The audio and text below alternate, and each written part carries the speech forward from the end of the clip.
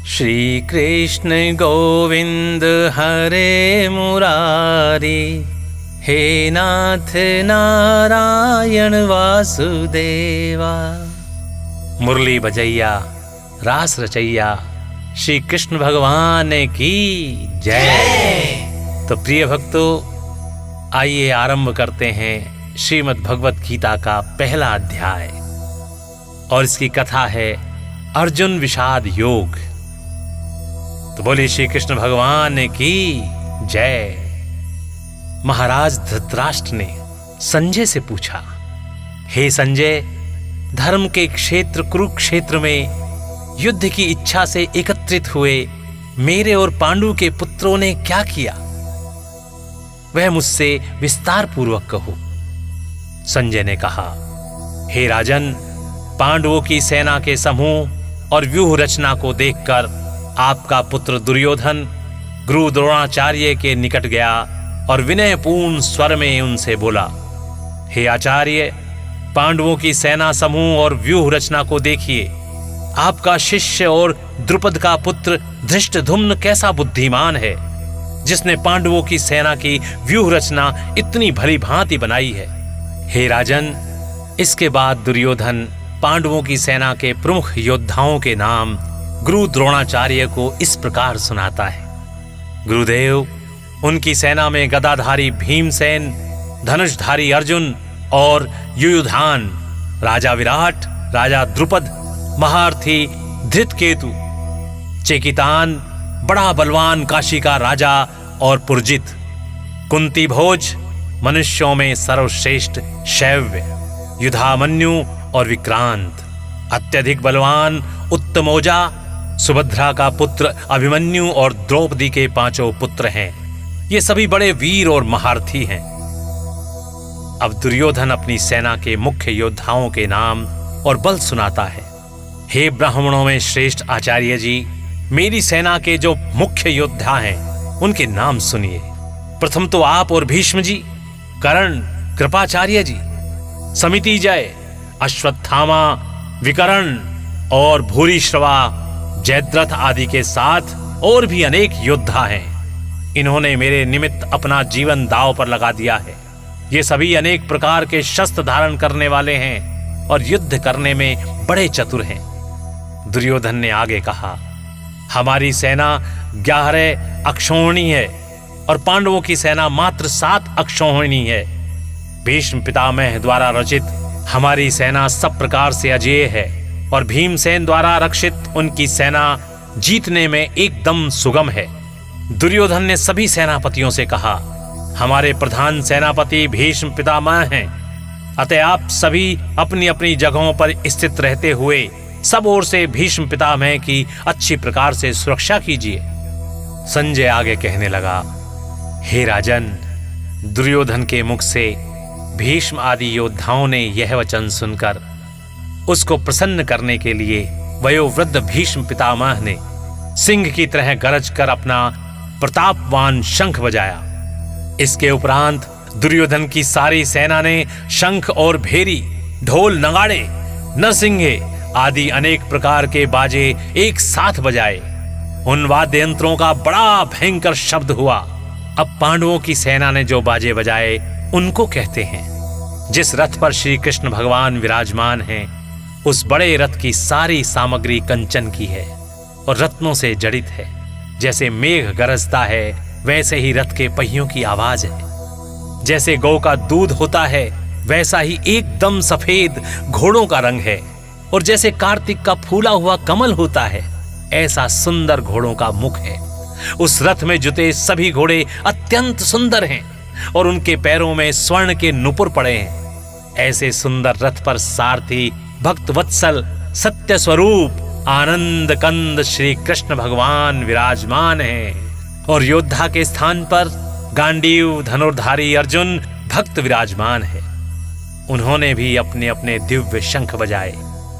संजय आगे कहने लगा, हे राजन, भगवान श्री कृष्ण ने अपना पांचजन्य नामक शंख बजाया और अर्जुन ने देवदत्त नामक अपना शंख बजाया। बड़े उदर और वृहद आकार वाले भीमसेन ने पौंड्र नामक शंख बजाया कुंती पुत्र महाराज युधिष्ठिर ने अनंत विजय नामक शंख बजाया और नकुल तथा सहदेव ने क्रमशः संघोष तथा मणिपुष्पक नामक शंख बजाए। श्रेष्ठ धनुष वाले काशीराज और महारथी शिखंडी एवं धृष्टधुम्न तथा राजा विराट एवं अजय सात्यकी, राजा द्रुपद एवं द्रौपदी के 5 पुत्रों और बड़ी भुजाओं वाले सुभद्रा के पुत्र अभिमन्यु, इन सभी ने सब ओर से अपने अपने शंख बजाए। हे राजन, उन सभी शंखों के भयानक शब्द ने आकाश और पृथ्वी को गुंजायमान करते हुए आपके पक्ष वालों के हृदय विदीर्ण कर दिए।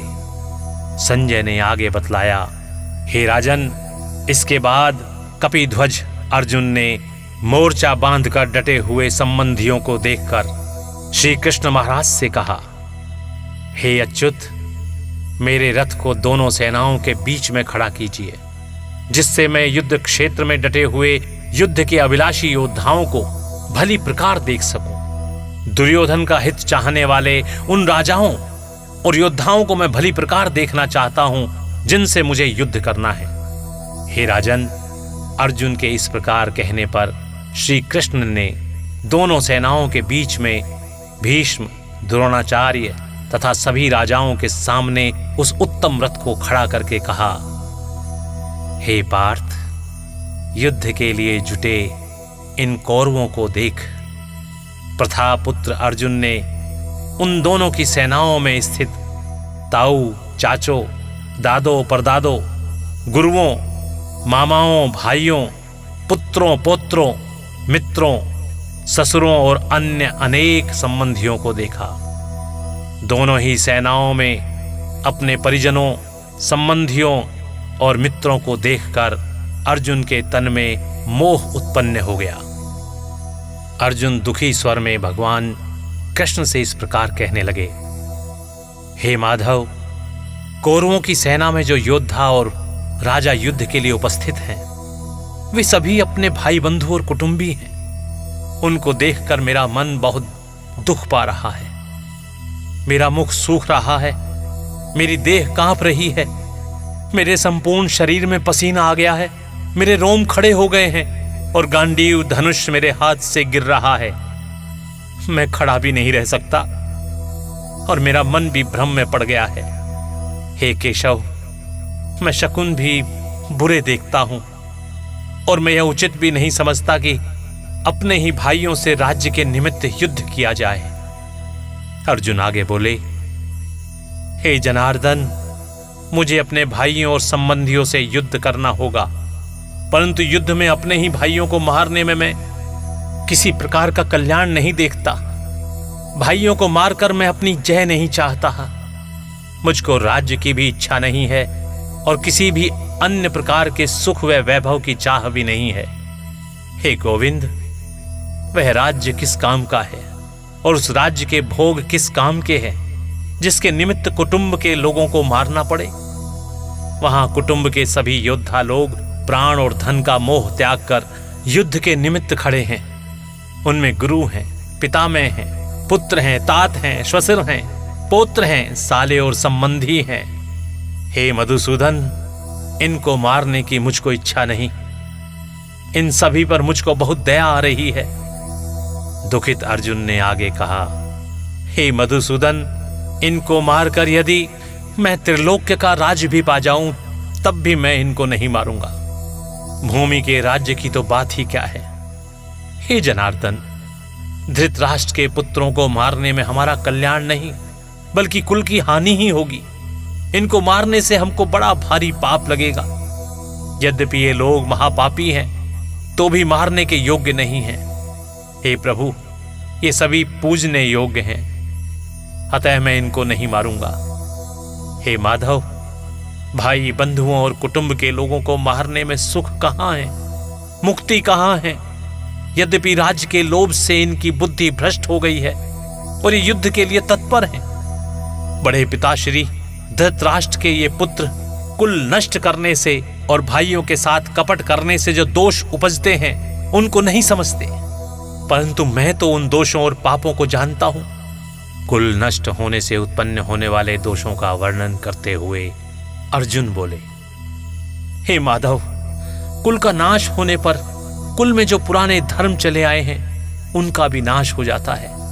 कुल धर्म के नष्ट होने से स्त्रियां दुराचारिणी हो जाती हैं और उन स्त्रियों के वर्ण संकर संतान उत्पन्न होती हैं। वर्ण संकर संतान होने पर उनका दिया हुआ पिंड और जल पितरों को नहीं पहुंचता और पितर स्वर्ग से गिरकर अधोगति को प्राप्त होते हैं। हे यदुवंशियों में श्रेष्ठ श्री कृष्ण, जिसने कुल को नष्ट किया, उसने इतने पाप किए और ये सभी पाप कुल को नष्ट करने वालों को लगते हैं। फिर वह मनुष्य उन पापों का फल क्या पाता है, सो सुनो। वह प्राणी सदा नरक भोगता है।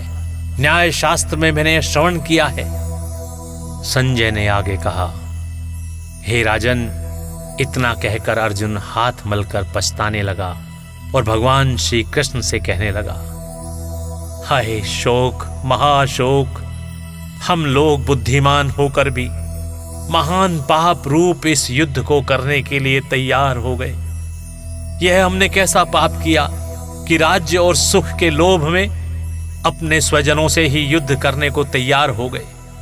हे माधव, मैं न तो युद्ध करूंगा और न ही शस्त्र उठाऊंगा। यदि मुझ निहत्थे को धृतराष्ट्र के पुत्र मार भी डालें तो वह मेरे लिए हितकर होगा, परंतु मैं उन पर आघात नहीं करूंगा।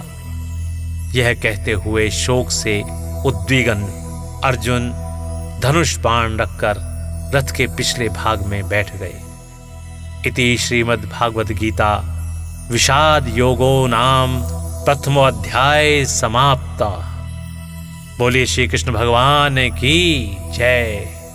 तो प्रिय भक्तों, इस प्रकार यहाँ पर श्रीमद् भगवत गीता का विषाद योग नाम का प्रथम अध्याय समाप्त होता है। बोलिए श्री कृष्ण भगवान की जय। ओम नमो भगवते वासुदेवाय नमः नमः।